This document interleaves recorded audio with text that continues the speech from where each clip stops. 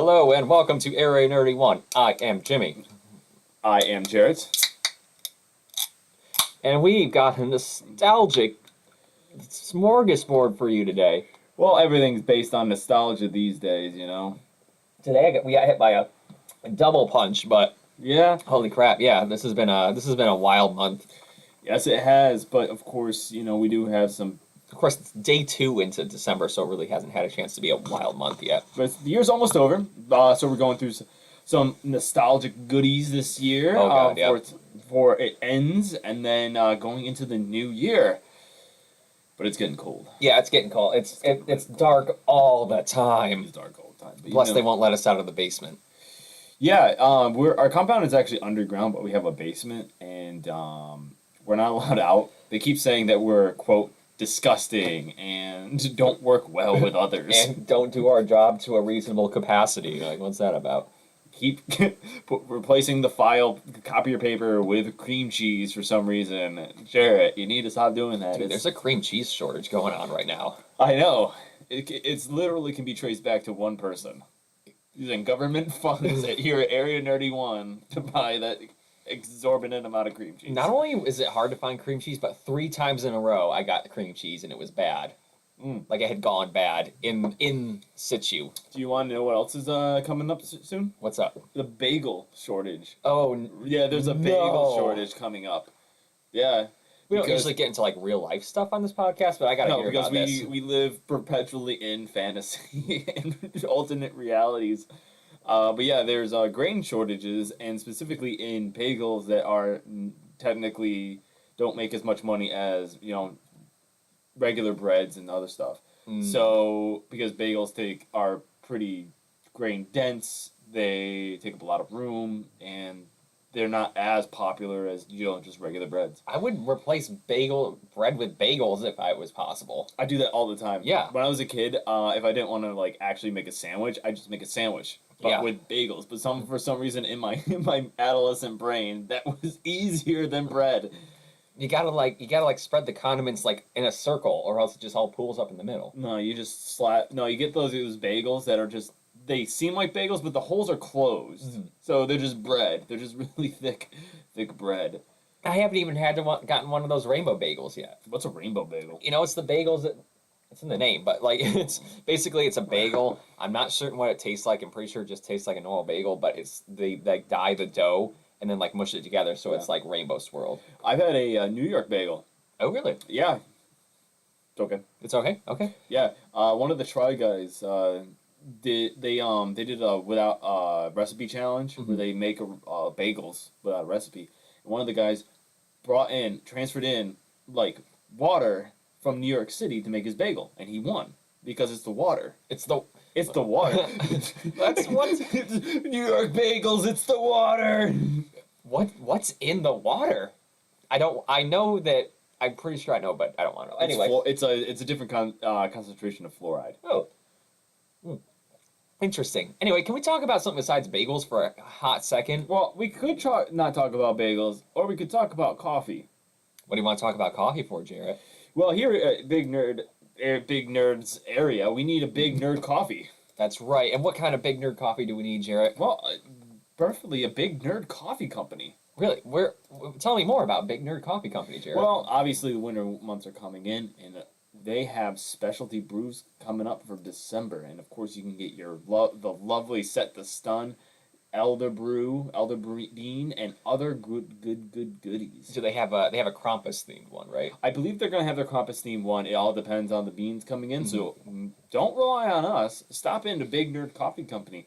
Or check them out on Facebook. And get a bagel. Yeah, and get a bagel while you can. Yeah, get a bagel while you can, with cream cheese while you can. If you can even find cream cheese. Yeah. It's hard to come by. Yeah. Okay. So let's talk about some fantasy stuff. We're here to talk about things that don't affect us in real life. Let's talk about it. Let's do this. Let's roll with it. Well, we're gonna hit some nostalgia stuff, and sometimes nostalgia makes you feel bad because some things just don't come back, or they don't come back correctly. But I do have some good news for our theater fans out there. Oh, we're starting off with the theater thing. Yeah. I thought we were gonna start with like Pokemon and Transformers, and then like ease people into the theater nerd I would. stuff. I when I was getting up the readiness, because there's the main subject I want to talk about. I'm really negative about, and I was like, I'll talk about Pokemon. I'm gonna tear into that. I'm gonna rip that apart. Okay. And then I was like, nostalgia stuff. I'm not really into. So I gotta go. I gotta lead with some good news. Right. But of course, I'm not a big theater fan or musical fan. But there's good news for our theater lovers. Why's that? Well, Moulin Rouge, one of the most popular new musicals. Well, it's been around forever. It's been around forever. This is the movie. Yeah, this is the movie. But the Broadway production won a ton of awards this year. So the Tonys, just blew it out. It's really good. But their main actor, Aaron Tveit, who plays Christian in the titular role, Hold on. literally right below it. There we go. There we go. There he is. He's known for his really good voice. He was basically cast for this, like immediately. They wrote this role for him. Right. He was set to leave earlier this year. He did leave, and he was replaced with another actor who is unfortunately leaving due to other circumstances. So Aaron Tveit is actually coming back in the role for a limited time. All right. So Yeah. people are going to be swarming into Broadway once again. Yes, absolutely. How has Broadway been doing since COVID? It's actually been doing pretty well. That seems like one of those ones that like, okay, movie theaters doesn't seem like it would spring back as much because people are like, why are we still doing this? You can't get Broadway through streaming. You can't get Broadway through streaming, and it's also very much people in seats kind of thing. Yeah. It's we do, like, obviously with movies, going to see it in the theater, sometimes you just got to do it. But going home and watching it is almost kind of the same thing. Right. But with theater, you have to be there. Yeah. So it is bouncing back a little bit. Aaron Tveit is definitely going to drive those ticket sales up. People are very excited. Moulin Rouge is extremely popular. The guy he's replacing was not known for doing a very good job. He did his best. He just wasn't right for the role. Yeah. His voice wasn't right for the role. It was a little too deep. And so Aaron Tveit basically encompassed the role of Christian, which he got handed off to by Ewan McGregor. Ewan McGregor passed the torch. Of course. Okay, Jared. How many people you're gonna go see you're gonna watch Obi-Wan Kenobi because it's Ewan Obviously. McGregor, I have to. but you're not gonna be like, oh yeah, that's Christian. No. Oh, hey, that's Christian from Moulin Rouge. Well, my girlfriend made me watch this movie, Moulin Rouge, because it's her favorite movie. And when I had literal no interest in it, and then it started, and I was like, that's fucking Obi-Wan Kenobi.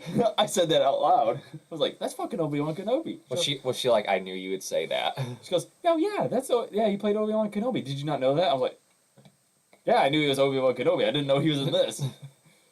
But the good news train actually continues past Aaron Tveit, because also ending their long stint on Broadway, Phantom of the Opera was coming off of Broadway. I did not know that was possible for Broadway not to have Phantom of the Opera. Yeah, you didn't think. It's like that and Lion King and Beauty and the Beast and maybe like the producer. I don't know about the producers, but like Annie. I always thought Annie was just always there. Yeah. Kinky Boots. I always like at a certain point they just gotta rename those theaters just like the Kinky Boots Theater, the Phantom of the Opera Theater. Yeah. So as you touched on, Phantom of the Opera didn't do too well during COVID. Specifically, it has the largest orchestra in the history of Broadway. Yeah. So, and one of the biggest, theaters as well. Yeah. So it was pretty expensive, especially if not every single seat is sold. Right. A lot of technical effects in there too, if I'm not mistaken. The chandelier. The chandelier is like what people go for. And you can't skip costs on that. We learned a lot from Spider-Man Turn Off the Dark. Oh god, that was like what, 12 years ago, and we're still really It's like the Iraq War. Yeah. Just like so many people went in, they thought it was going to be a good time, and then next thing you know, we're just Oh there. god, it's like, and it wasn't even. And people were like, it's not even Broadway play-esque. It's more like, I don't know, 3D ride. Carnival? Yeah, Carnival. Yeah. Maybe no. Carnival is not like. It's more like a 3D ride, because Carnival is more like an experience, whereas Carnival is more of an experience. The 3D ride is more like entertaining. You kind of sit through until the end. Yeah, exactly. So it was less of a story, more of just like a showcase for like the music and the stunts, And basically. the stunts were the big thing. For Phantom of the Opera, it was obviously the stunts as well. There's a lot of shift changes. The chandelier. Hmm. I don't know why I put I so sh- much accent on the that. chandelier, the The chandelier. chandelier. You better not fuck up the chandelier. Here we are in New York City on the stage of Phantom of the Opera. Oh, it appears the chandelier has broken down. Oh, it's good. Trickery is this? Oh yeah, Stephen Toast is the Phantom. Rowd, you better step away from my lady, you scoundrel. You lay your hands on her, my angel of music, one more time, and I'll give you one good fisting. I still say Matthew Berry should be the voice of Garfield, and the entire movie should just be PG for kids, except Garfield's lines, and none of the other characters react to it.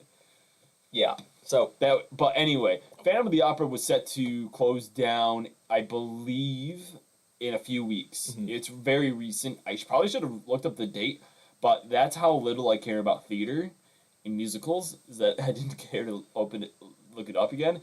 However, but because it's being taken off of Broadway, Mhm. because I think what they were planning to do is shut this production down, Mhm. transfer to another theater, reduced the cast and the orchestra to save on cost, Yeah. and then reopen it again. So don't worry, Jimmy. Next time you go to New York City, Phantom of the Opera will still be there. if I can be perfectly honest, Yeah, if I go to New York City, I'm probably not going to see a Broadway play. yeah. I'm probably going to try to. I don't want to sound like theater snobbish or anything, but like, if I'm going to New York, I'm going to spend all that money, go to New York City, go to a play. Yeah. I want to see something that I didn't like just watch the movie of. Yeah. You know, so because like Broadway is very mainstreamy, they do a lot of like Disney movie plays basically, Yeah. and so I want to like find like these niche, off Broadway productions, which we did last time we went. We went and saw Describe the Night, which was like an off Broadway production, smaller. The main female role was played by the same. She played what's her name in American Idiot, like the original run. So I was excited by that. Like, wait, is this a Who's On First thing? Like, what's her name is? No, That's her- that's her name. Like, well, the idea in that is like, okay, he's so broken and so like messed up by his experiences and drugs that he literally can't remember this name of the woman he loved so much. I'm asking you what her name is. It's what's her name? Yeah. Yeah, I know. I'm saying what's her name? Exactly. Well, like, and you like listen to the whole album. The last song is "What's Her Name," and his line is like, "I remember the face, but I can't recall the name. Now That's I wonder actually- how what's her name has been." Pretty broken. Yeah, exactly. But anyway, Phantom of the Opera is actually they're doing so well. They're staying open for another 8 weeks. Really? What? 25 years? Another 8 weeks? That's nothing. That is nothing. Yeah. So if you want to go see Phantom of the Opera again, go see it. Actually, I kind of like Phantom of the Opera. Uh, Like, I consider Eric a original movie monster, like a classic movie monster. He's just so. he's quite. I don't. Okay, so I understand the concept of a human being like an actual monster, Mhm. but when people say like the classic movie monsters, I'm thinking Dracula, something that is like unnatural.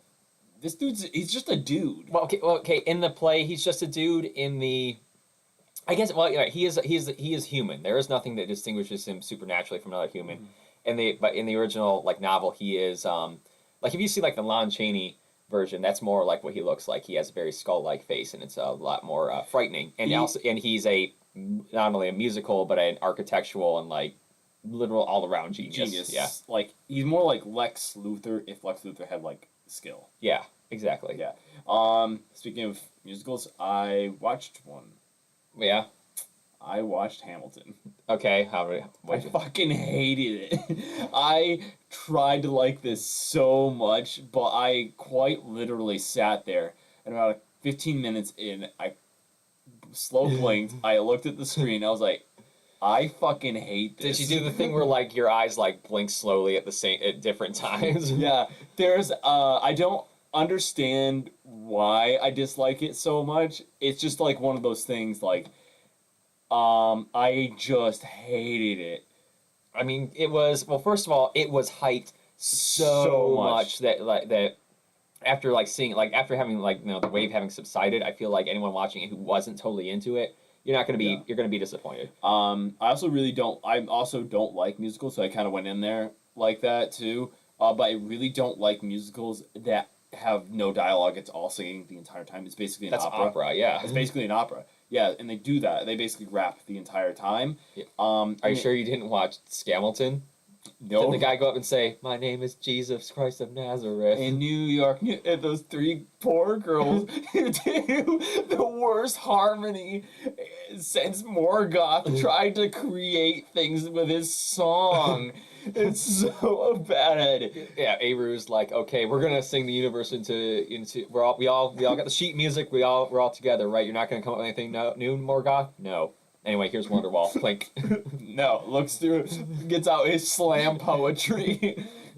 Scamilton, it's this homophobic, terrible local church production, and I wanted to hate it so bad, and those poor girls went up there and then in front of the entire world on the internet and just destroyed everything. They destroyed that play more than any lawsuit could. Yeah. Anyway, so why don't we Yeah. let's move on from plays. Yes, moving on from plays to some actual nostalgia. What do you got for us?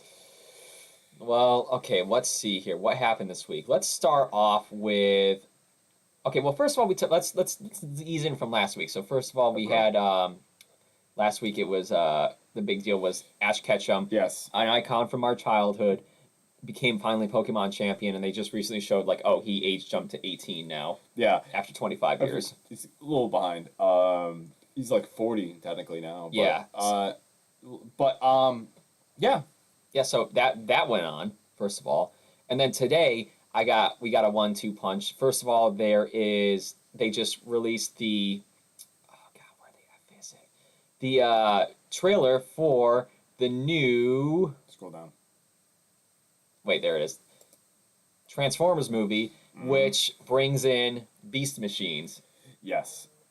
No, Beast Wars. So Beast Wars. Let's start with Beast Wars. So this movie is bringing in on the right there you see Optimus Primal next to Optimus Prime. I don't know how they're going to work that in. But so basically in that show they're the same person? no. Okay. So let's start from the top. Yeah. Beast Wars was a version of Transformers that came out in like the late 90s, early 2000s. It was CG. It was baller. It was actually pretty intense for a kids / Transformers show. I don't know if I have a.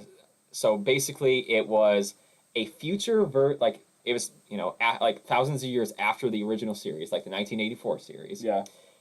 So a group of Transformers called the Predacons, who are like the inheritors of the Decepticons, and they are here. Went back in time to before like prehistoric times on Earth to try and kill basically Optimus Prime and the Autobots before they woke up from hibernation. Yeah. And so we'll come back to these guys. And so the Maximals, who are the Autobots, went back in time as well to try and defeat them. And they all scanned animals that were around at the time and became various animals. So instead of Optimus Prime, you have Optimus Primal. So this is an Optimus Prime. This is a Completely Autobot, different. Autobot from the future, yeah. And then you have like Cheetor and Dinobot, who was awesome. You have Rat Trap, you have Black Arachnia, etc. And like a lot of like bad guys went over to good. Yeah. Or like anti-hero almost. So in the Predacons, they're led by Megatron in the middle there. It's the same Megatron. No, it's not the same Megatron. This is an entirely different. This is the CGI version of him. Yeah. This is an entirely different Decepticon from the future who like read the history books about the original Megatron and decided to take his name. Oh. So he actually at one point goes forward and finds where the Autobots have been in hibernation for millions of years and steals Optimus Prime's spark or Megatron's spark. He steals one of their sparks and like puts it in himself. And then he he gets thrown into some lava and becomes a dragon. And The most had this badass toy in the history of the world. I had this exact toy and it was my prized possession. Whatever happened to it?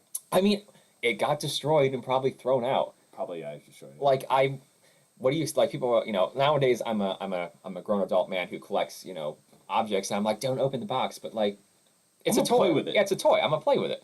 So yeah, so it was actually pretty intense. So from this, let's go back to the original. What we've got here, Optimus. There we are. So this trailer, it looks like another Michael Bay Transformers movies. I'm completely uninterested in it. It's basically like, do you like cars and robots? Watch while we just shove into all the commercials into one movie. It does. This one does look a little bit less military, like. Okay. Focused. I don't know if Michael Bay directing this one. I don't think so. Let's take a look here. Yeah. But yeah. So, like, what's your take? So my take is obviously that I was kind of done with Transformers after. Yeah, it's being directed by Stephen Caple Jr., who is Well, I mean, like that's who is known for The Land, Creed 2. Oh, I like Creed 2. Creed 2 was good. Rise of the Beast. Okay, yeah. Yeah, so he's got Grownish as far as he directed Machine Gun Kelly's Dope Man. Basically he's got very little, but as long as Michael Bay's just not doesn't have all of his little fingers in there. Yeah. But basically I was done watching. I remember when the first Transformers came out, it was cool. The second one came out, and it was kind of like, all right. And then the third one came out, and that was the one I was kind of like, okay, these are really tough to get through. Right. And I know for a fact they've just been making more money than God. It's just that the quality has gone down, and people are just like, okay.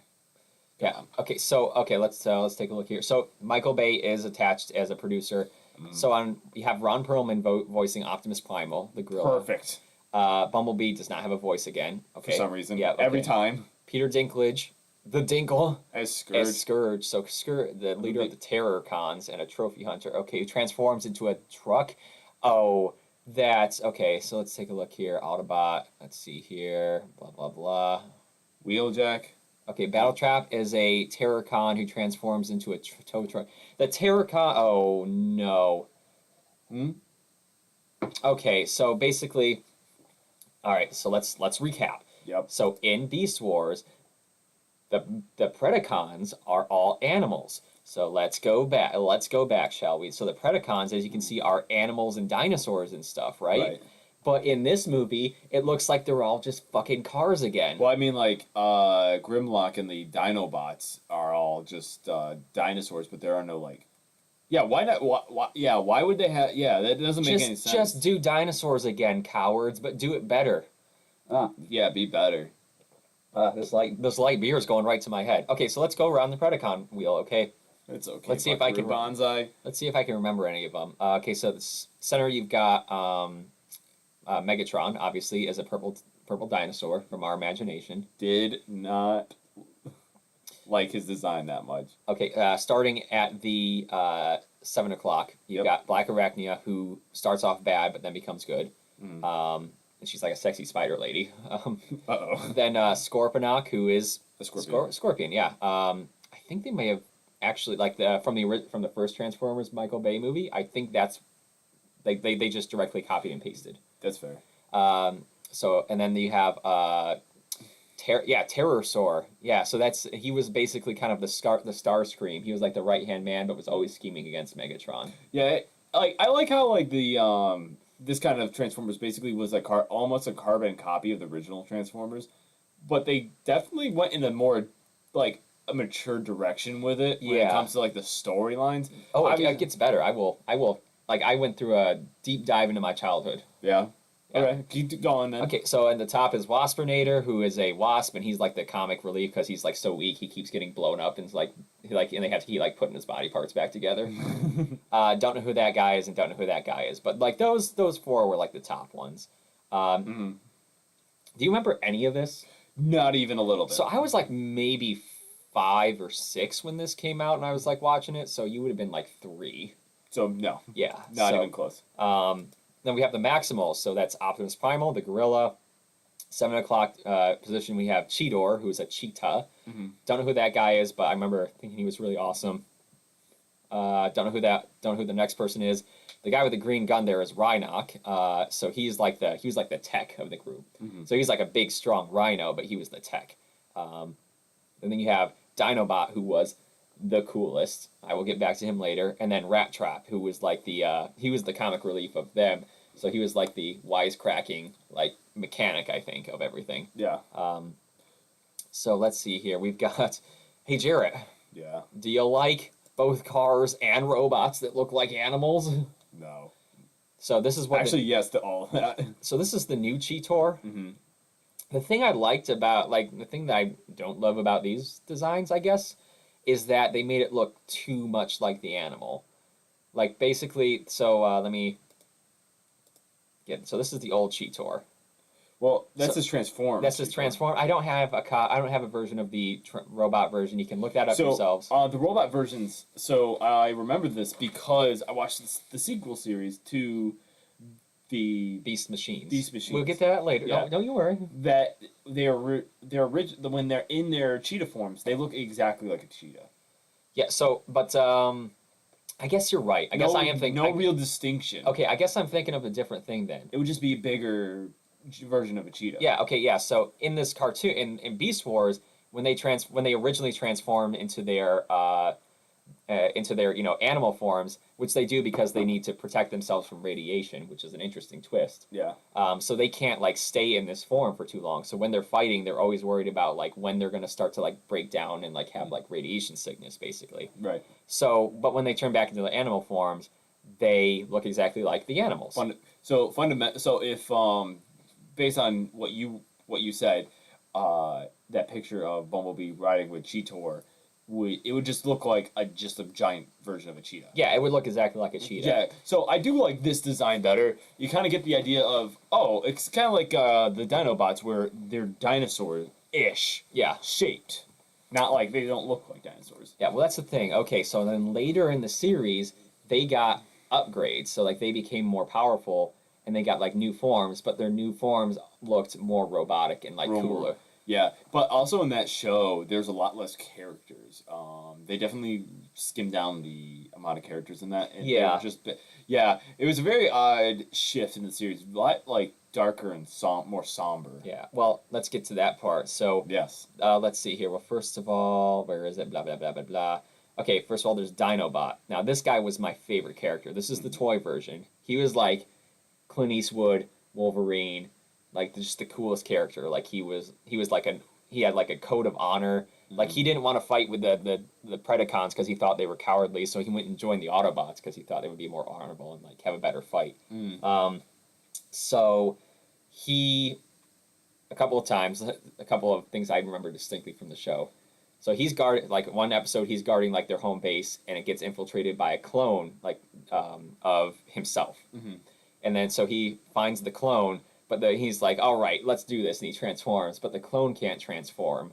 So then he's like, oh, you can't transform? Okay, then we're just gonna fight as raptors, because that's what he is. He's a raptor. Yeah. He like a velociraptor. So he like due to his code of honor, he transforms into a velociraptor and they fight. Huh. And the clone loses and he eats it. Huh. Yeah.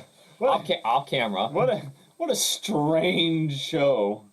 Yeah, and like so then later in like he gets I'm not gonna show that yet. So basically, and then later in the series, just as like in like one of the season's finale, as like a scorched earth policy, Megatron is like, we're just gonna burn this whole valley down, and it's full of like, and it's home to like a tribe of prehistoric like sapient people, like hominids, and so Dinobot sees like them, like taking like hurting these people, these hominids, and he like loses his shit and like single-handedly destroys them all, like beats all of the Decepticons, and he dies from in the process. Jeez. Yeah, and he so he sacrifices himself and to basically save this little tribe of humans, and then he gets brought back like brainwashed as his second form, which was, I thought, a million times cooler. Oh, the skeleton. You had a toy version. I of had that? the toy version.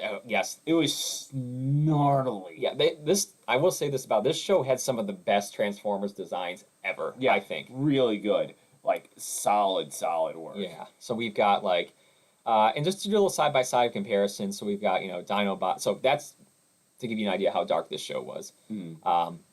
Not outrageous for adults, but definitely for children, yeah. So do the side-by-side design comparison. Let's take a look. So we've got, where is it? Okay, so this, of course, is the old Cheetor. Yeah. And let's take a look. You kind of like this design? I do like this design, but of course, let's see what it looks like in the movie. It could change, and also, even if I do really love this design, if it's only in there for like 10 seconds, like Yeah. the Dinobots were in like the other movies they teased them in, I mean, what's the point? Right. Okay, so, and then we've got old Rhinox. And so Rhinox was really cool. He was like this, like I say, big character, but he was kind of soft-spoken and thoughtful, and he had like this, buzzsaw machine gun. And then we've got the new Rhinox, which that's what he looks like. He just, A big gray. yeah, like I said, I'll be interested to see, like, if we did see a little bit of what the Cheetor transformed looks like, the humanoid version. It's what I think is very interesting is the Transformers in the original Transformers movies, like the Michael Bay movies, like they're all vibrant colors, very shiny, very sleek. It's very interesting that the Beast Transformers do not have vibrant colors, Yeah, which is a very strange thing. Which I would say go like balls to the walls with it. Yeah. Like, wouldn't you want the Beasts to have like massively vibrant colors, like these really good grays and let's take a look. blues? So this is the original designs. Well, this is like an artist mock-ups of the original designs. So Yeah. these are, compared to those ones we just looked at, very dull. But compared to the original, Autobots from the original TV show, they are very earth tone almost. They use a lot more earth tones. Yes. Grays, Grays, yeah. greens.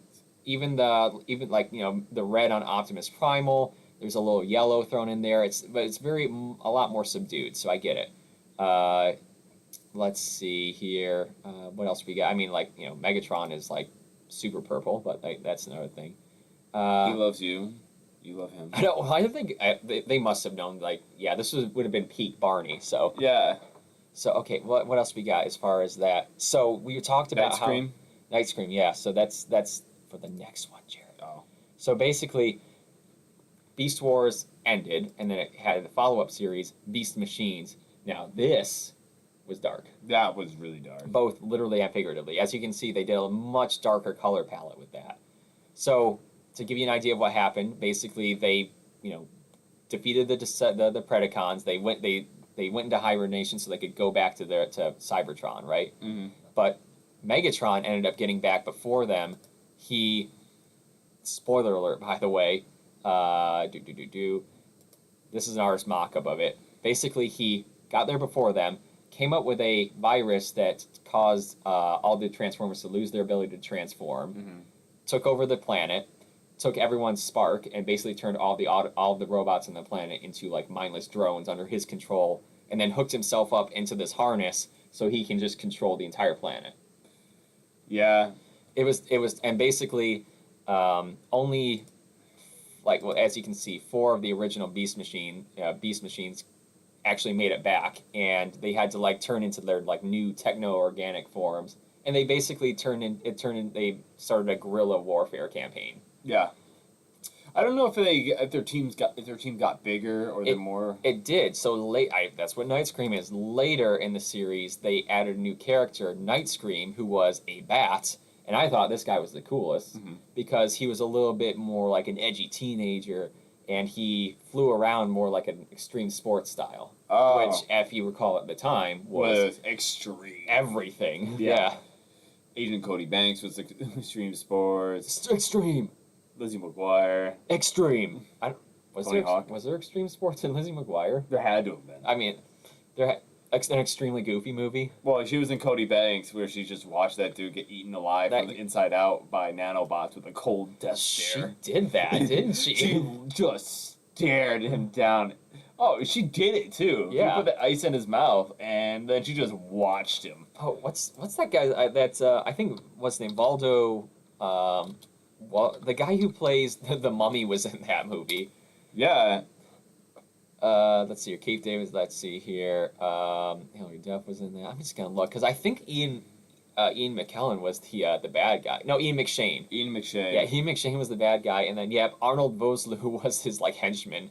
Just for some reason. It was that the late '90s / early 2000s was so unhinged. Absolutely. So, yeah, so Beast Machines, that one, yeah, that one, it was like, I think, if Beast Wars was an outlier, like, Beast Machines was even more of an outlier from the Transformers series. Absolutely. And again, it was dark. It Yeah. was really dark. Like, really, really dark. Yeah, like, they wake up on basically a dystopian nightmare version of Cybertron. And, like, one of the things that they have to cope with is, like, the people that, like, the four of them that are there, that's it. Like, that's all that's left. Yeah. Which is, like, something they just grapple with the entire time. Yeah, it's a complete tonal shift from anything that had come before it. So, hashtag nostalgia. What else we got here? Oh, okay. Mhm. Also, nostalgia punch from the past that came out today. Trailer for Indiana Jones 5, which I don't think has a title yet. I gotta be honest with you. I don't know. It's the Dial of Destiny. I don't think I'll watch this one. On Wikipedia, it's still untitled. Oh, there it is. Okay, there we go. Yeah. It must have just updated. 1969. Ooh. Nice. Yeah. Harrison Ford hates doing his characters over again. He hated Indiana Jones after like the first one. He hated Han Solo with a passion. Harrison Ford just hates doing the stuff. He just hates doing stuff. And then he's like, and people are like, okay, we're gonna put Christian Pratt as Indiana Jones, and he's like, I will die on the set of Indiana Jones 5 before I hand it off to somebody else. I'm like, okay.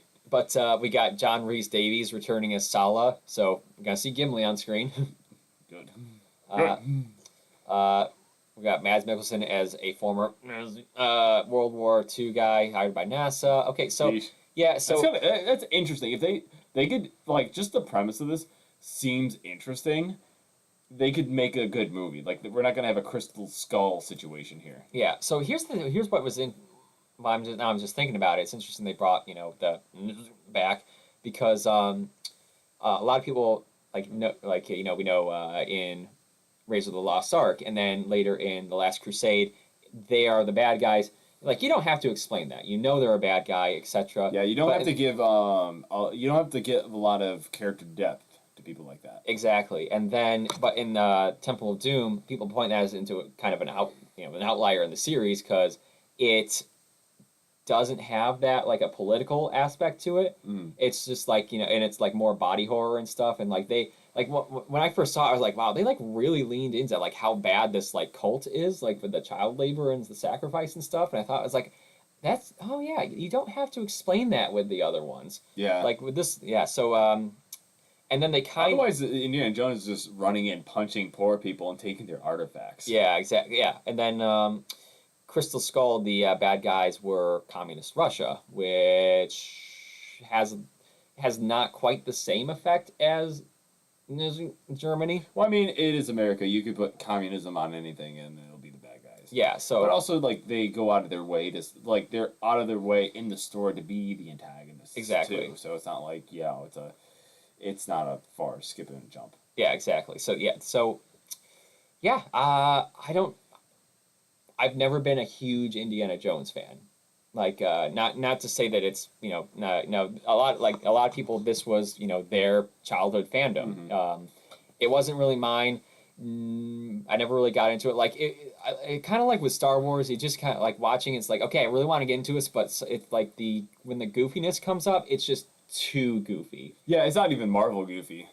Yes. Like, it's like the OG kind of goofy. Yeah. So it's interesting. I did kind of just realize, I was like reading up on this a little bit. People were like, the analysis is like, okay, he like is a professor, and then he sort of like transforms himself into Indy so that he can like go have adventures.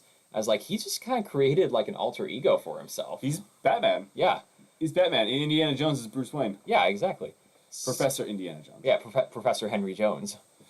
Yeah, exactly. He's like, He's like, and he's like stealing a cross from the in like the Last Crusade. He's like, that belongs in a museum. It's like, and nowadays it's like, really, just leave it where it is. Yeah, I mean, like, my thing is like, what if like an African country goes to the British Museum, fights for years, little litigation and emotional appeal to their countrymen and fellow nationalities, and finally gets like their holy artifact to bring back to like their country, and then Indiana Jones swings out of nowhere, punches the Democratic of Congo's ambassador in the face, grabs up the basket, says, "This belongs in a museum," and runs back inside. And they're like, "Well, I can't do anything about it." Or like in the first Black Panther movie when they're getting that chunk of vibranium, they're like, yeah, we got the vibranium. Indiana Jones, that belongs in a museum. Beats the shit out of Claw. Just the entire movie just doesn't progress past that point. Okay, my favorite thing to ever exist in pop culture is still gonna be the WKUK Indiana Jones. That guitar belongs to Peter Frampton. Peter Frampton is dead. That guitar belongs in a museum. Sit down, Dr. Jones. Ways Kids You Know came up with some bangers. Yeah, apparently, R.I.P. Trevor Moore. Apparently, a couple of things. I forgot to mention this. Yeah. Fucking Indiana Jones. I don't even want to talk about it. Yeah, it's just gonna be another Blab movie. Who cares? I didn't get any pictures for this, but apparently, have you heard the movie Barbarian just came out? Yes. Directed by none other than Zach Krieger. Really? Yeah, of Whitest Kids You Know. I heard that movie's like really good. Yeah, Zach Krieger of the guy who dressed up as Ulysses as a Grant was like, "Suck a dick." Yeah, look at it. God, what's Abraham Lincoln. Yeah, Turn around, fat. Say it again. yeah, Zach Krieger of Floppy Hat, Abraham Lincoln. Okay, What? Listen to the woman, John. Calm down. Just calm down. Calm down. Hey, you. What? Shut up. Hey, you acting. Hey, you acting. Stop. He's 6'2". He's a tall guy. He's tall. They're all pretty tall. Yeah, except Timmy. Timmy. I'm just trying to see. I'm just trying to get some good Whitest Kids You Know characters. For Zach Krieger. Let's see here. The loveliest bride woman. Yeah, no, that was Sam. That was Sam. Let's see here. The poor kid from the Nerf nuke. Oh yeah. Okay, come on. Whitest Kids You Know wiki, help me out here.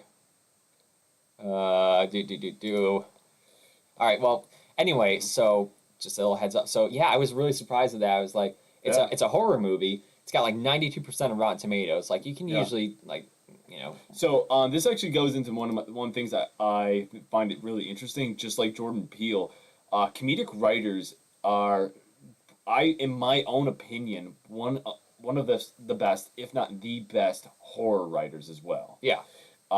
He was the main character from what is it, Miss October? Miss March. Miss March. Yes. Yeah. So with Trevor Moore. With Trevor Moore. But And Craig Robinson is Horstick.mpeg. Horstick.mpeg. But comedic writers are really good at, what comedy is the build up and release of tension, and what horror is just simply that build up of tension and that escalation at the point where it's supposed to be released. That's what I always tell people when they're like, why is Key and Peele funny? I'm like, they mastered the art of comedic escalation. Because that's classic example is the hat one, where he's wearing the hat with all the stickers on it. So next day they're wearing the hat with all the tags still on it, and then he's wearing the hat with the wrapping still on it, and then he's wearing the hat with the still in a display case, and then finally. Jordan's wearing the hat, just the old Chinese woman still stitching the hat together. They mastered the comedic escalation. My favorite example of that is the Megan Your Sweater skit. Yeah. Because it showcases how a storyline goes through. They're having a conversation that follows the exact beats that would happen in that situation with those two characters. Yeah. But they just changed locations to be comedic. Yeah. So as Megan is being basically followed out, you're Megan, your jacket, nah, go suck a ball. She's like they're going from the street to like the waterway to like the back alleys to the desert. But the fact is that they're having that same conversation, and in those comedic moments, it's the same thing. Right. That's how you build up that tension, and that through that storyline. Right. Is that the conversation is the same, but the scenario has changed, but it fits. Right. And That's a long-winded way of saying you can learn a lot of writing from a comedy more than a horror movie. and I'm gonna look for a Whitest Kids You Know example. So like, I'd say probably the best Whitest Kids You Know example. Okay, for the ratcheting up is the oh god, geez, it's just in my head. Yeah. The ratcheting up is obviously the Nerf nuke. Oh yeah, yeah. It's gotta be the Nerf nuke. It tells a story about the escalation of nuclear weapons and nuclear proliferation and the concept of NAD during the Cold War into the point of geopolitics with third world countries. I was gonna say the teacher sketch. Oh. Where Darren's like in drag yet again, and he's and like, you know, it just starts off bad, and he's like, one of your parents has died, and it just gets worse and worse and worse. She's like tormenting the student, and then finally it ends on like just like the most racist joke they could possibly make. Oh yeah. Also the homeschool sketch. What is the square root of 144? I don't need to know that until chapter 6. Go to your room. Okay. Good talk, Mom. It's Mrs. Hanson. But yeah, comedic writers. I honestly, people always say like for their lists on TikTok and stuff with like what their top 25 movies if you were teaching in film school. Mm-hmm. I would, like it's always like Citizen Kane and Alien and all these like really good movies. Yeah. And when I was in college, because I went to college, Yeah. I took some film courses. And one of my film courses was like, you know, we watched really good movies. I fucking hated it. Because like these were like, you know, the acting was awesome, like the story progression was awesome, but it was boring as shit. So you learn more from comedy because you want to pay attention to a comedy. A comedic story, you're sitting there anticipating the punchline, you know? Right. But when you're listening to someone ramble on about this really terrible time about time their wife cheated on them and then got possessed by a doll, you kind of just like what movie was that? any of them. No, Any of them? Was there a movie where like the guy's wife cheated on him and was possessed by a doll? I don't know, probably. I don't know. I just made that up. It's definitely not Citizen Kane. Nor It's not. It's people like Sinister. I didn't like that movie. I didn't Sinister. think it was, Oh yeah. didn't No, like that. Oh yeah. But it was just for an example. Okay. You know? Gotcha. But yeah, that's like the thing. Like if I was gonna teach a film school, the first thing I would say is we're gonna watch The Room, and you're gonna like it. Yeah. But anyway, You know, just to film bro out. Film bro out. Okay, so your first day, first semester film, you know, film appreciation 101. They're like, okay, say your name and your favorite film. What are you gonna do? my favorite film has got to be Inherit the Wind. Yeah, good choice. Yeah. Good choice. But like if I was teaching one, I would be like, everybody thinks they're gonna be making a great movie, but everybody thinks that. Yeah. Everyone that's made a shitty movie thinks they're gonna be mentioned at the Oscars tomorrow. Yeah. You gotta watch. You gotta start with The Room, a terrible movie that is entertaining, and then you go into like something like Jupiter's Legacy, Jupiter's Ascending, which is a star-studded cast, a massive budget, Mm-hmm. but it is not entertaining and it's not good. You have to tell your students what is the difference between entertainment and quality. Sometimes they are not the same. I would say that like there's a difference between story and plot. So in Inherit the Wind, they are telling a story. It's this guy, there's story. There's like it starts off with the catalyst is this teacher, he decides to teach evolution in his class. Not historically accurate, but anyway. So he like that's the plot. That's what happens. But then the story is like these lawyers and their antagonism and their characters coming together and like all the townsfolk interacting and stuff. That's the story. Versus Jupiter's Legacy is like this. What's her face? Mila Kunis is special and she's going to space. And then there's a space thing that happens and it's all just plot. And then she becomes like Queen of Earth, and then she goes back to cleaning toilets. Why? Never mind. I don't even. I just blew your mind. I'm not even gonna waste my brain space on that. Now, Jared, Do me the courtesy. Ask me what my choice would be. What is your choice? You're in film school. The professor locks eyes with your dead face and says, "What's your favorite movie?" Takes the drag off of the little long stem cigarette. Now, what pedestrian choice have you made today, Jimmy? After the professor got done saying his favorite movie was this like Turkish movie whose entire like title is a paragraph. What's that one movie that's like the Russian war movie that's like super creepy? Which one? What are you talking about? The one? One with all the close-ups. Are you talking about the one where they go into the abandoned like place to get wishes? No, that's not. The close-ups. Russian movie. Let's Yeah, what see. are you talking about? Yeah. It's like it's like a movie that's like so enemy at the gates, blah blah blah. Oh, that one? Come and see. Come and see. It's a 1985 Soviet. So basically, it's an anti-war movie, and it's like people are like, it's not a horror movie, it's a war movie, but the way that it's shot is like incredibly unsettling. So there's a ton of these like close-ups that show these people's expressions, and people are like, this is genuinely creepy and unsettling. Yeah. That's how you make a movie. Right there. You're welcome. Anywho, all right. So for entertainment, Sherlock Holmes. I'm not going to explain it. No. For an actual film, The Duelists, an early Ridley Scott movie. It's from like the 70s. So the story of that is basically based on like an actual thing. In the Napoleonic Wars, these two soldiers in Napoleon's army like have a duel, and then like their careers sort of like intertwine, and then they like end up having duels over and over again. It's about their rivalry, and I like those movies because that, along with something like Once Upon a Time in Hollywood, it's like, okay, a lot like movies like can have like very grand, very grandiose, far-reaching both themes and lessons you can take from them. Yeah. Versus something like The Duelists or even Once Upon a Time in Hollywood, that can be viewed almost more as just like a portrait. Yes. So like the Duelists, there is some grand themes in there, but it's more about like these two guys in their history, in their time, and like everything is sort of filmed like the backgrounds, everything looks like a Flemish painting, so it's very portrait-esque.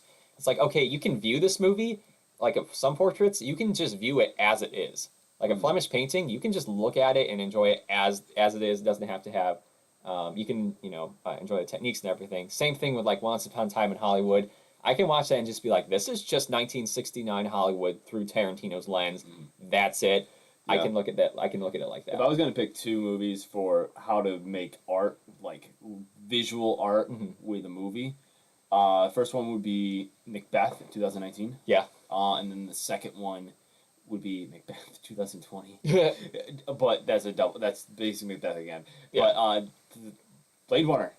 Yeah. 2022. But speaking of movies and Hollywood, let's get into some. I'm gonna fuck this up. I'm gonna tear this up. I am sorry. I have never wanted something to fail so hard as so possible. I wanted Avatar, The Way of the Water, to just jump out of a plane and 10 feet from the ground, look behind it and say, oh, we don't have a parachute because we waited 13 years to put one on. Jarrett, remind me again, how much money do they have to make just to break even on this movie? I'm not going to tell you that yet. Because there's something a little bit more interesting on this. Okay. There's a little bit. I'm not gonna give you your dessert first. No. I'm gonna give you some appetizers. Okay. I'm gonna give you some appetizers. Let's hear it. Let's hear it. Appetizers. Now I'm gonna bring on the main course. All right. Well, amuse bouche. Yeah.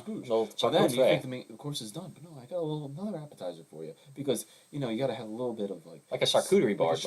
Yeah. Because you gotta have a little bit like saltiness to cleanse the palate for that real sweet aftertaste. I swear to God, Jarrett, you don't tell me, I'm gonna like flip this charcuterie table over. So, first and foremost, the budget of Avatar 1, just the first one, was $250 million.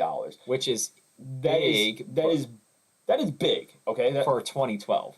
For 2012, of course. And of course, that is the produced budget, which means that's how much it cost to make the movie. And that had a ton of marketing, and it had even like video game merchandise before the movie came out. Yeah. So it was big. There was a lot of money that went into it. Usually it is twice the budget, the produced budget for marketing. So looking at $500 million for the production, and it made a boatload of money. Anyway. Yeah. but this was marketed the hell out of the first one, 250 million. Now, the most expensive Hollywood production. Guess what movie it was?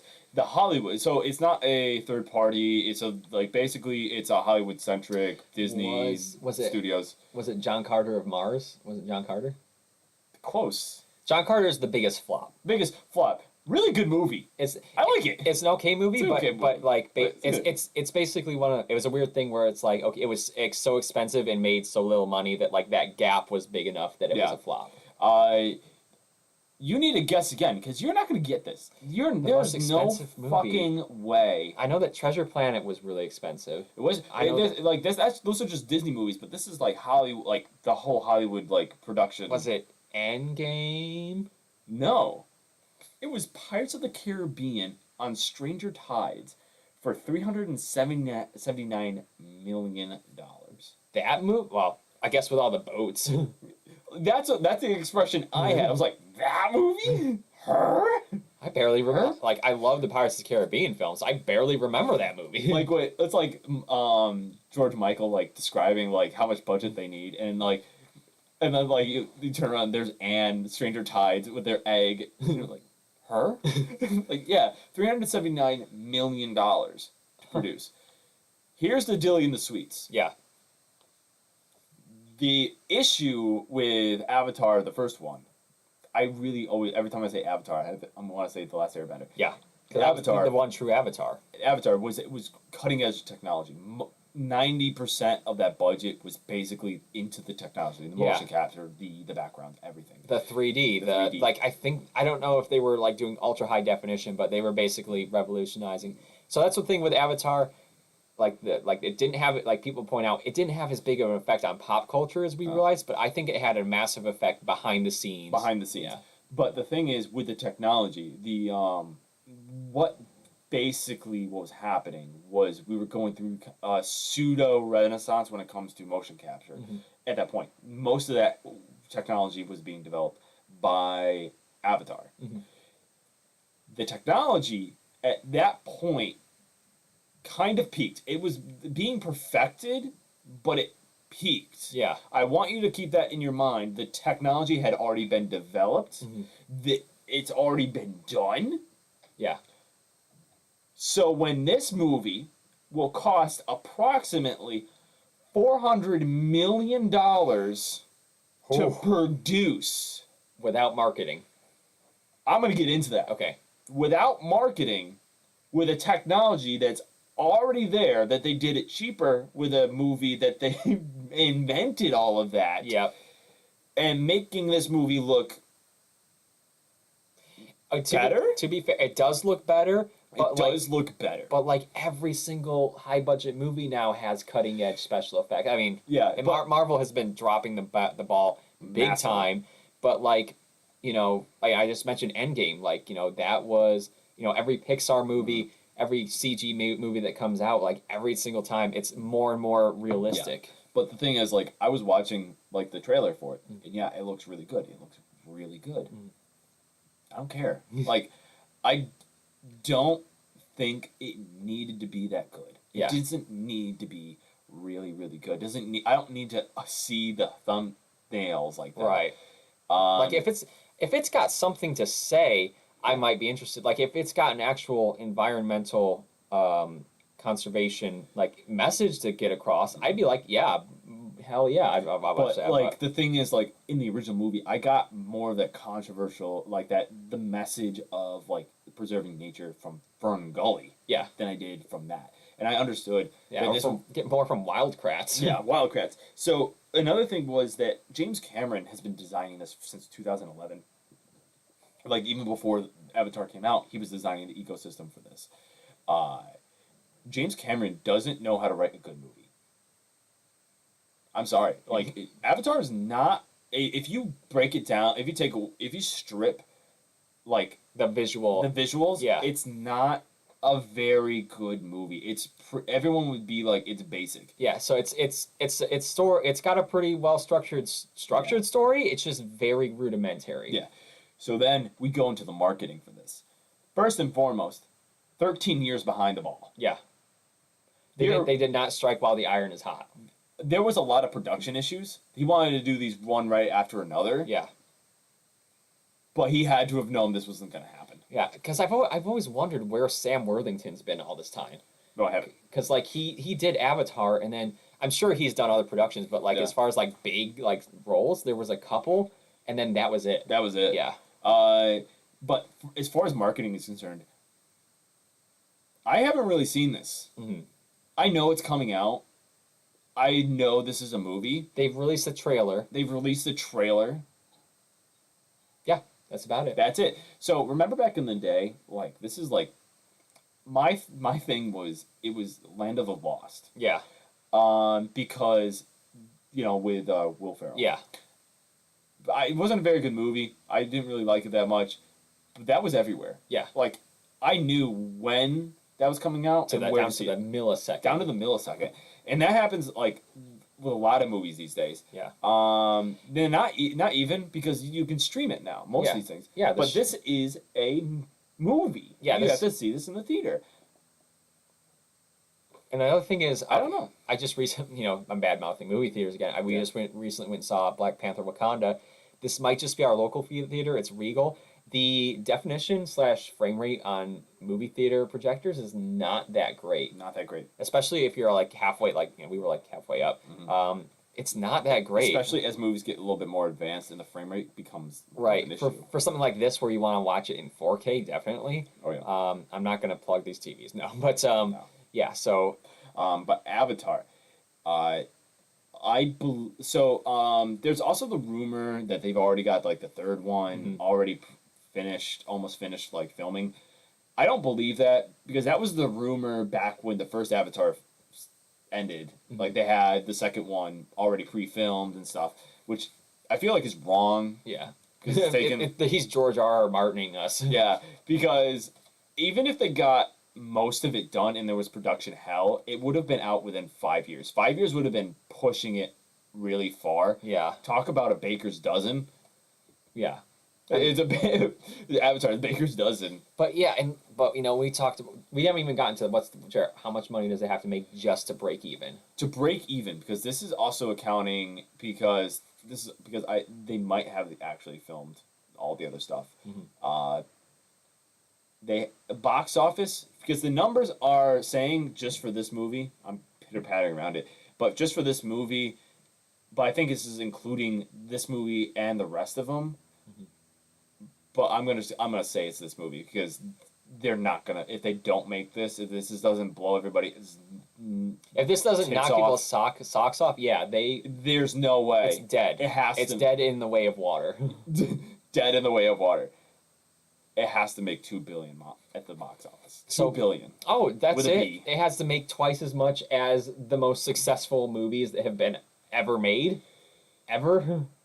Yeah, That's it. That's all. yeah. In an economy where people aren't going out to theaters. To a movie that is 13 years behind its sequel, a sequel that nobody asked for, to a movie that had really no staying power after it was released, and a movie that people were kind of tired of, and a storyline that was finished. So yeah, that was the thing I kind of liked about Avatar is like it was a standalone movie. You didn't have to. It was like Titanic. You didn't have to have a sequel, Mhm. unless it was an asylum movie. So yeah, okay. So that's it. That's all. All Yeah. right. I think Yeah. all right. I think we're running up over time, so we're gonna see how this turns out. We are going to. I genuinely. I was doing research on this. I don't know when it's coming out. yeah.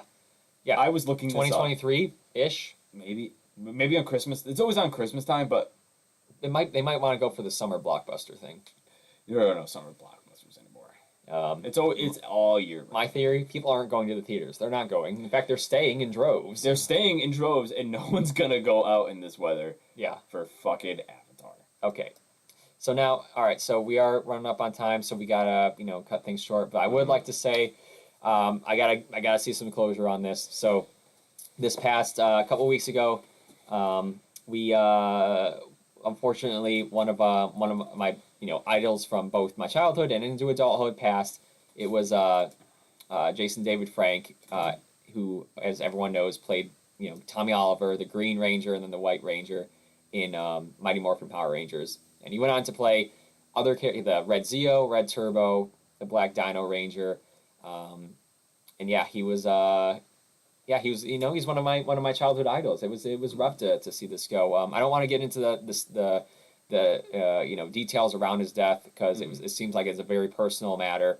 But yeah, it was this one got me. This one got me good. Yeah, I think what this really showcases is that if you are struggling with mental health issues, depression, suicidal thoughts, please seek help.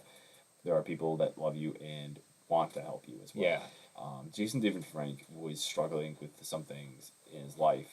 Again, we're not going to go into it, but he was beloved by his fan group. He was a very great person. We did get to interview him as well. We got to meet him. So Yeah. this was back in 2020. So this Comic-Cons were actually going to a remote version, so they could actually keep this up. And this was GalaxyCon. Yeah. And so we signed up and paid to do a Q&A, and then have a one-on-one here. And this is us in our one-on-one. One thing that was consistent about the stories about Jason David Frank is that he did all the Comic-Con circuits all the time, the fan circuits. Mm-hmm. He was like the nicest guy at these places. He would go out in the line while people were waiting and like say hi. Everyone he met there, he was like super nice, made everyone feel special. We got a little bit of that when he was just answered all of our questions. Just he knew that we came to see him, and he and he liked it. Just made it. He likes. It really felt like he liked seeing his fans. Yeah. Seeing the people that he got to make happy. Yeah. And like afterwards, catching like a lot of people, following a lot of people on social media that were Power Rangers and worked with him, Bat in the Sun, Aaron Schoenke, all those casts, and they all talked about how great and wonderful he was to work with, and how he was like such a generous soul with both his time and his advice and helping people along. So it was like I said, it was a big part of my childhood watching Power Rangers. So selfishly, I was kind of like, oh, I hate to see and so yes, he struggled with mental health throughout his life apparently. Mm-hmm. So once again, we highly encourage anyone who is experiencing these issues to seek out help and let people know because it was rough for me. This one was rough. And there's an original version of him. So as Tommy Oliver, I cannot tell you how much as a 5-year-old. This guy was the coolest person on the planet. The only Power Ranger that have not just white in their color. Exactly. Like gold, white, green. He showed up for a 5-episode arc and then gave the Power Rangers the business. And we could just do nothing but watch and hope that they came through it. And the thing was all of the Zoids were based on these animals and stuff, and then suddenly Rita Repulsa's like, fuck it, we're gonna do a dragon. Then they got the coolest dude. It's like Godzilla, yeah. Yeah. And then later he had he was involved in various other Power Rangers projects that involved Tommy Oliver. He ended up standing in for Lord Draken, who was a new character in the Power Rangers universe. Yeah. Basically, in an alternate universe, Tommy was still evil, and he ended up merging with the White Ranger power, and then killing Rita Repulsa and becoming Lord Draken and ruling the world. So. If this guy came out when I was a kid, I would have had a heart attack. How awesome it was! Yeah. But so I hate to think about when we I hate to boil people down to in my life just the characters they played. Yeah. But that's the only relationship I actually had with Jason David Frank was the characters he played. But it meant a lot to me, and it meant he and the work he did meant a lot to a lot of fans around the world. And it's our heart goes out to his family, his daughter. And just it was terrible to see. So. Yes, and he will be missed. And of course, when we have these attachments to people, it's always good to have positive relationships. Mm-hmm. With the fandoms around Jason, it was a positive back and forth. He loved his fans loved him, and he didn't want to take advantage of that. Yes, which is nice to see in our common day. It's really hard with this one, but yeah, he's the reason I wanted to get into karate, which I do to this day, and yeah, so When we started this show, when I actually came on, because this was a show before me. I kind of met when we met Jason David Frank. That was kind of when I was like, okay, this is what I want to be. That kind of positive influence. I don't want to. If we ever get like really famous and really popular, I want to be positive in that role. And Jason David Frank is that person. And also look at the lighting, and that we look whitewashed. yeah, That was the yeah. that was our original studio. We did not have the best audio visual equipment. But when he said morphin time at the end, Oh, I died. and then as soon as he got off, we screamed. Yeah. So thank you, Jason David Frank, for all the joy you brought me and everyone around, all your fans around the world, and we're sad to see him go, and our heart goes out to his family and his friends that actually knew him, and we hope that you're pulling through this okay. But the power will protect him always. Ugh. Okay. Hey, Yeah. it's morphin time. It is morphin time, It and is we're gonna morphin' keep time. morphin. We're gonna keep morphin going on to the next season until we become Space Rangers, where we're Space Ninja Dino Rangers in space.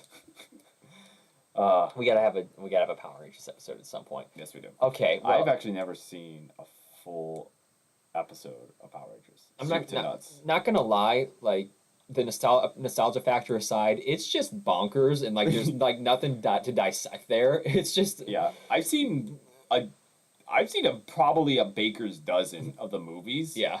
I've never watched a full episode of the Rangers show. The movies are better. The movies are better, and where we are, weed is legal. Get some sticky bud and just enjoy yourself. Hell yeah. Hell yeah. Wow, look at all those primary colors, man. The Ooze, Mr. Ooze would be out of this world, Ivan man. Ooze? Ivan Ooze. So Hot Fuzz, the priest who says, "Aw, fuck off, grasshopper." That's Yeah. Ivan Ooze. Really? Yeah. You want us to take another crack at it? How about you take another quack at it? And he blows him up, and then he just bounces. Oh god, that's such. All right, I'm watching that as soon as we're done here. Anyway. All right, well, thank you guys all so much for watching. We'll be doing some more awesome kooky stuff in the new year coming up. Yes, and of course, if you guys have any suggestions or questions for us, please comment them or message them to our Facebook and Messenger on Facebook, and with your question, your comment, with your preferred name and pronouns, and we'll answer them live on air. Yes, well, thank you guys so much for watching. This has been Jimmy. And this has been Jarrett. Speaking of extreme sports, the Ivan Ooze movie. Yeah. Yeah, they just start rolling. How many 2000s movies just start with teens rollerblading through shit?